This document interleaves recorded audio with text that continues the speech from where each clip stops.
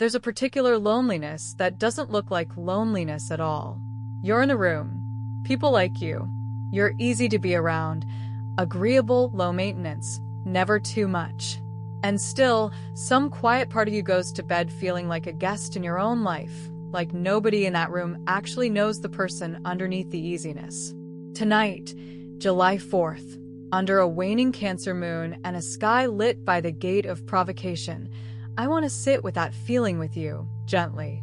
Because the sky isn't asking you to be more likable tonight. It's asking you, for once, to be more known. Let me show you why the friction you've spent your whole life avoiding might be the very doorway home. Look up and she's still generous, 79% lit, Waning Gibbous, 3 nights past full and deep into her long, unhurried release. And she's moving through Cancer now, the sign of home, of belonging, of the ache to be somewhere you don't have to perform. Watch what she does tonight. She doesn't cling to the fullness she just had. She lets a little more of it go each night, without apology, trusting that what's spent has already done its quiet work. That is the Cancer moon's teaching for you. You're allowed to release the versions of yourself that were only ever built to be accepted. The mask that made you easy. The smallness that kept the peace. Let it wane the way she does, and make room for the self that actually gets to be at home. So here's what today's energy is really asking. It's asking you to feel the difference between peace and absence. Somewhere along the way, a lot of us learned that the way to be safe with people was to take up as little space as possible, to agree quickly, to need little, to never be the friction in the room. And it works for a while. You get to be the easy one, the low-maintenance one, the one nobody has a reason to leave. But there's a cost no one warns you about. A peace built on your own disappearance isn't really peace. It's just a quiet, well-mannered kind of lonely. Today the sky stirs exactly that. It provokes, gently, the places where you've gone missing to keep everyone else comfortable. Not to start a fight, to start a truth. Because the people who are meant to become your home can only find you if you stop hiding where you are. And the sky is precise about it. The sun is shining through human design gate 39, known in the tradition as the gate of provocation. It's the energy that stirs still water, that pokes at what's gone stagnant to see if there's still spirit alive in it. Tonight it moves through its 4th line, the line of relationship, the one concerned not with provoking everyone, but with being honest with the few who are actually yours. Many who work with this system say Gate 39's gift is that it separates the real from the merely polite. A little honest friction reveals, surprisingly fast, who wants the easy version of you, and who wants you. So tonight isn't about stirring the whole room. It's about being willing to be a little more real with the 1 or 2 people who could, if you let them, become home. So before we go further, let me hold up 3 of the ways this shows up, gently, because you didn't choose them. You learn them. The first, you agree before you've even felt what you think. Someone asks what you want, where to eat, what to watch, how you really feel, and I don't mind, whatever you like, is out of your mouth before you've checked whether you mind at all. It looks like flexibility. Often it's a very old habit of making yourself unthreatening, so no one has a reason to turn away. The second, you've quietly rebranded your shrinking as a personality. I'm just easygoing. I'm low maintenance. I don't need much. And some of that may be genuinely true, but listen for the moments it's a shield, a way to make sure no one ever has a reason to leave you. Being easy became your way of being safe. And the third, the quietest one, you leave before you can be left. You pull back a little when someone gets close. You get busy. You keep 1 foot near the door so that if they were ever going to walk away, at least you'd have gone first. None of these make you weak. They made you survivable, once, in rooms where being fully yourself didn't feel safe. But notice what each of them costs you. The very thing you most want, to be known and kept anyway. Tonight, the waning moon gives you permission to set down the ones you no longer need. And here is the reframe that changes everything. Why the friction you've been avoiding your whole life is not the threat you've believed it to be. 3 things. First, what pokes at you is showing you what matters. We don't get irritated or hurt or provoked by things we don't care about. The friction is a map, and it points with almost embarrassing accuracy at exactly where you're still tender, still hoping, still alive. Avoid the friction, and you avoid the map.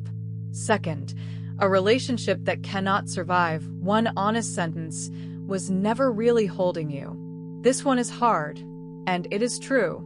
The peace you keep by never saying the real thing is a peace that depends on you staying hidden, and a bond that only works while you're hidden isn't a bond.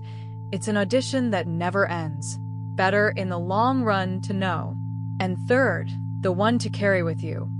Being known will always mean more than being easy. Being easy gets you invited. Being known gets you home.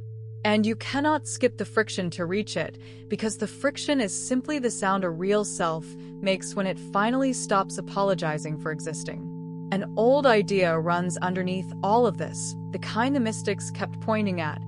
What you keep in the dark to stay safe is often the very thing that, brought into the light, sets you free. Your realness was never the problem. Hiding it was the whole ache. So how do you actually do this? Belong without disappearing starting tonight in something small enough to survive. 3 gentle moves. First, say one true small thing. Not your whole hidden self, not tonight. Just one honest sentence you'd normally swallow. Actually, I'd love to pick the place this time.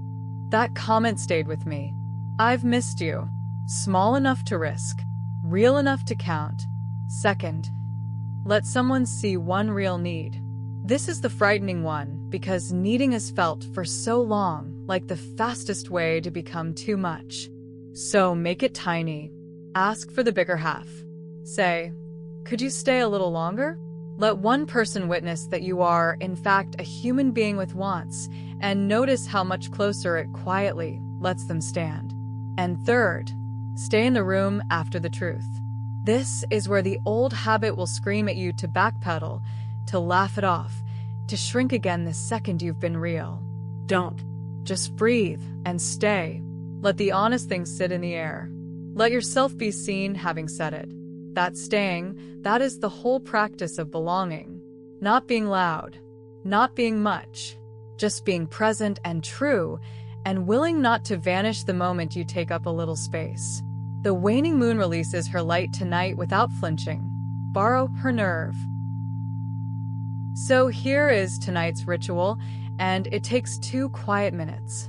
First, find the spot in your home where you feel most like yourself. The corner, the chair, the patch of floor near the window, and sit there. Let it hold you. You don't have to earn your place in it. Second, bring to mind one relationship or one room where you tend to disappear, where you make yourself easy and small. Don't judge it. Just name it softly. Here is where I shrink. Third, place a hand flat over your heart and feel it beating under your palm. Proof that you are here, that you take up exactly the space a living person is meant to take. And say, quietly, I'm allowed to be here. And finally, out loud, into the dark, say one true thing you've been keeping in. No one has to hear it but the moon. Then rest. You were never too much. You were only ever not yet home. So carry this with you into sleep. You don't have to disappear to belong. The easiness you perfected kept you safe once, but it was never the same as being loved, and some quiet, moonlit part of you has always known the difference. Tonight, the waning Cancer moon lets go of the light that already did its work, and she asks you to release the same. The shrinking, the vanishing, the endless audition. Keep the tenderness. Drop the performance. Tomorrow, take up a little more of your own life. One true sentence, one honest need, one moment where you stay in the room instead of slipping quietly out the side door of yourself. That was never too much. That is you finally coming home. Thank you for spending these quiet minutes with me under a softening July moon. Tonight we made peace with the friction we've spent so long avoiding, and remembered that being known will always mean more than being easy. Over the coming nights, as the moon keeps releasing her light toward the dark, we'll keep practicing her fearless, unhurried art of letting go. If this letter found you tonight, the free moon calendar in the description will keep you walking with her, phase by phase. Rest well, and be gentle with the self you're bringing home. This was your moon letter. Move gently with the moon, and I'll meet you here again tomorrow.